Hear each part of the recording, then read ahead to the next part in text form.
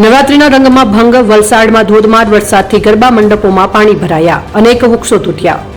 નવરાત્રીના આનંદમય વાતાવરણમાં મેઘરાજાએ વિલન બની એન્ટ્રી મારી છે. વલસાડ જિલ્લાના વિવિધ ભાગોમાં ધોધમાર વરસાદ અને ભારે પવન ફૂંકાતા ખેલૈયાઓના રંગમાં ભંગ પડ્યો છે. ગઈકાલે રાત્રે શરૂ થયેલા ધોધમાર વરસાદ, વીજળીના કડાકા અને જોરદાર પવનને કારણે ગરબા મહોત્સવ અધૂરા રહ્યા હતા. ભક્તિનું અનોખું પ્રદર્શન.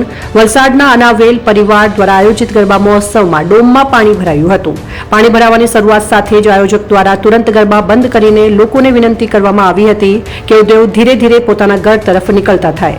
જેમ જેમ વરસાદ વધ્યો તેમ તેમ આયોજકો દ્વારા વ્યવસ્થા ઊભી કરી લોકોને બહાર જવા માટે વિનંતી કરવામાં આવી.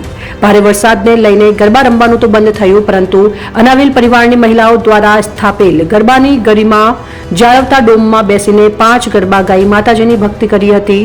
વલસાડના સરદાર હાઇટ્સ ખાતે આવેલા ગરબા મહોત્સવમાં વધુ ગંભીર ઘટના બની.